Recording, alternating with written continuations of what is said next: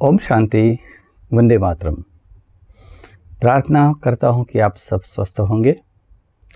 आज मैं भस्त्रिका प्राणायाम की ओर अग्रसर हो रहा हूँ। प्राणायाम भी बहुत सारे प्रकार के हैं और उसमें से जो नैसर्गिक है, जो जन्म के साथ ही शुरू हो जाता है, जैसे माँ के गर्भ से हम बाहर निकले, और जो ऑटोमेटिक प्राणायाम शुरू हो जाता है वो भस्त्रिका प्राणायाम है। उसका रिदम प्लस माइनस हो सकता है, उसमें कुछ एडिशन, कुछ प्लस, कुछ माइनस, ये सब हम कर सकते हैं। लेकिन जो नैसर्गिक सांस प्रश्वास की प्रणाली है वो भस्त्रिका है। माँ के गर्भ से जैसे ही हम बाहर निकले और जो अपने आप प्रक्रिया शुरू हो गई और जो अंत तक चलती है, मृत्यु तक चलती है, वो है भस्त्रिका। भस्त्रिका संस्कृत शब्द है। थोड़े 15-20 साल पहले जैसे वो पित्तल के बर्तनों में कलाई वाले लोग आते थे, कलाई करते थे, वे और सोनी लोग। कलाई वाले आपको मालूम होगा कि ज़मीन में गड्ढा करते थे। वो चमड़े की जो थैली होती थी, उसका एक छोर जो पाइप होता है वो उस गड्ढे में रहता है, वहाँ वो कोयले डालते थे और फिर उसके ऊपर कोई बर्तन रख के यहाँ से थैली का मुंह खोलते थे, लकड़े का होता था ऊपर के डंडे, फिर बंद करके नीचे दबाते थे। तो उस चमड़े की थैली में जो हवा आती थी, यहाँ बंद करते ही वो हवा आगे भट्टी की ओर चली जाती थी जब हम नीचे दबाते थे। जो बड़ी उम्र के लोग हैं उनको तो मालूम होगा। तो ये जो हमारा फेफड़ा है वो भी एक चमड़े की थैली है, उसे भस्त्रिका कहते हैं। और हम जब गहरी सांस लेते हैं और प्रश्वास करते हैं, लेना प्रश्वास करना, लेना प्रश्वास करना, ये भस्त्रिका है और ये नैसर्गिक है। लेकिन वो अगर जब हम जानबूझकर करते हैं, रिदमिक करते हैं, कुछ सेकंड सांस लेने में लगाते हैं, कुछ सेकंड सांस प्रश्वास करने में लगाते हैं, तो उस जानबूझकर लेने की जो प्रक्रिया है उसको हम भस्त्रिका कहेंगे। इसमें तीव्र भस्त्रिका भी होता है, भस्त्रिका भी होता है, विलंबित भस्त्रिका भी होता है। इस छोटे छोटे उसके टुकड़े हैं। तो हम क्या करेंगे, जो जन्म लेने के साथ ही प्रक्रिया हमने आरंभ की, उसको थोड़ा साक्षी दृष्टा होकर के जानबूझ कर लेने का प्रयास करेंगे। आप सीधा बैठ जाएंगे, सुखासन या सिद्धासन में, पद्मासन में भी बैठ सकते हैं। दोनों हथेलियाँ उल्टी करके घुटनों पर रख देंगे। आंखें बंद करके आज्ञा चक्र पर ध्यान करेंगे। खुद को आत्मा चिंतन करेंगे कि मैं आत्मा हूँ, मैं शरीर नहीं हूँ। और फिर गहरी गहरी गहरी सांसें लेंगे। एक सांस भरने में आपको कम से कम 3 से 4 सेकंड लगे और प्रश्वास करने में भी आपको 3 से 4 सेकंड लगे। गहरी सांस,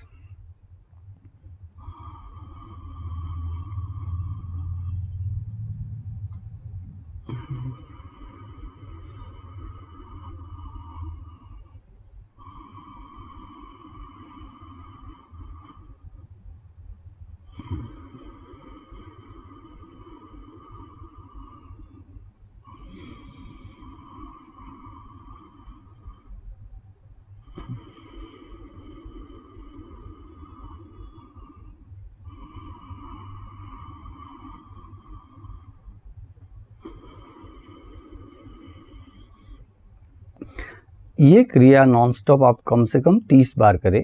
गहरे गहरे गहरे सांस भरना और आहिस्ते आहिस्ते आहिस्ते सांस छोड़ना। कम से कम 4 सेकंड सांस भरने में लगे, 4 सेकंड प्रश्वास करने में लगे। आप नॉनस्टॉप ये क्रिया जारी रखेंगे। मैं कुछ इसके लिए आपको इन्फॉर्मेशन दे रहा हूँ। जब आप 15 सांसों तक पहुँचेंगे, तब आपके बंद आँखों की पलकों पर और मस्तिष्क पर एक श्वेत रंग की आभा दिखाई पड़ेगी।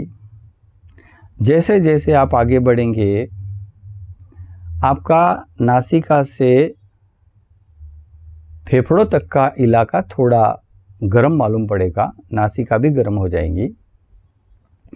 जब आप दूसरा वृत्त शुरू करेंगे, दूसरे राउंड में जाएंगे, तब आपके मध्य मस्तिष्क में पूर्ण रूप से श्वेत रंग की आभा छा जाएगी। फिर वो आभा धीरे धीरे धीरे गेरुआ रंग में बदल जाएंगी। फिर नीला रंग भी आपको दिखाई पड़ेगा। आपके व्यक्तित्व के 3 जो आयाम है उसमें 3 प्रकार के रंग दिखाई पड़ेंगे। आप गहरी गहरी सांसें भरिए और प्रश्वास करिए। हमने जो सांस भरी है उस सांस में जितनी भी हवा अंदर गई है उसमें से 20.4% ऑक्सीजन है। अब जब हम प्रश्वास करते हैं तो केवल 4% ऑक्सीजन अंदर रुकता है, बाकी वापस आता है। कार्बन 0.04% होता है जो 16% बन करके बाहर आता है, कार्बन बढ़ के आता है।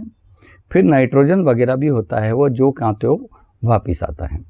खेल कार्बन और ऑक्सीजन का ही होता है। फिर से गहरी गहरी सांसें भरे। इस आयाम में थोड़ा ध्यान रखें। जैसे हम नॉर्मल ब्रीदिंग करते हैं, जब बातचीत करते हैं, काम में व्यस्त होते हैं, प्राणायाम की अवस्था में नहीं होते हैं, तब ये 20.4% वाला खेल होता है।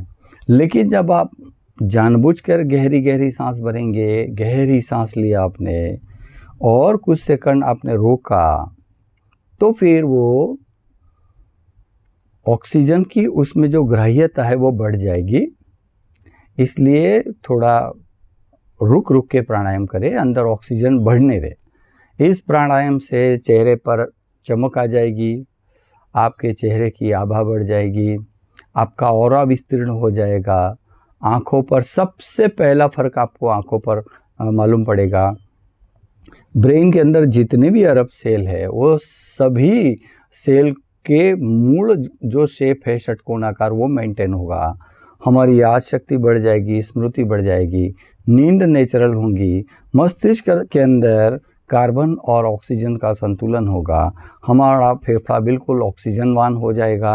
पूरे शरीर में जितनी भी कैपिलरीज है, जितनी भी बड़ी बड़ी नस नलिकाएँ हैं, वो पर्याप्त रूप में ऑक्सीजन में स्नान करेगी।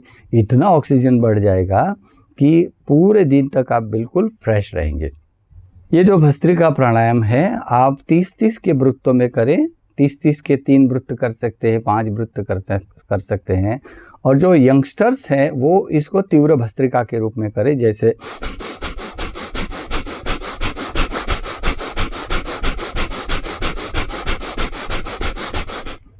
ये 1 मिनट में आप 60 तक कर सकते हैं और ऐसे कम से कम 5 मिनट भी आप अध्ययन करें। लेकिन याद रहे, आपको ब्लड प्रेशर नहीं होना चाहिए, आपको हार्ट की बीमारी नहीं होनी चाहिए, आपको आंतों के संबंधित कोई प्रॉब्लम नहीं होने चाहिए, मस्तिष्क में कोई गांठ वगैरह नहीं होनी चाहिए, आप बिल्कुल तंदुरुस्त होने चाहिए। ऐसी अवस्था में आप ये तीव्र भस्त्रिका करेंगे, आपको तुरंत एक ही राउंड में तो इतना पसीना आ जाएगा। अभी मैं एसी में बैठा हूँ फिर भी मुझे पसीना आ गया है। तो ये टॉक्सिक पदार्थों को बाहर निकासी करेगा।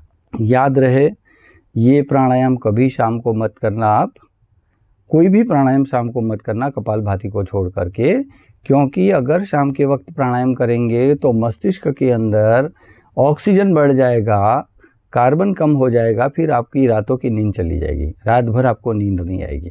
मस्तिष्क के अंदर पर्याप्त मात्रा में कार्बन और ऑक्सीजन का संतुलन होना जरूरी है। तो मैं उम्मीद करता हूँ कि ब्रह्मा कुमारीज के इस प्लेटफॉर्म से आपको जो ये माहिती पिरोसी गई उसका आप अभ्यास करेंगे, अध्ययन करेंगे, अनुभव करेंगे और फीडबैक में ज़रूर लिखेंगे। अस्तु, इस विषय का पूर्ण श्रेय मैं भगवान शिव के चरणों में अर्पित करता हूँ। जगत जननी, प्राणों से भी अधिक प्रिय मेरी भारत माता को भी प्रणाम करता हूँ। आप सभी को वंदन करके आज के विषय का समापन करता हूँ। अस्तु, वंदे मातरम।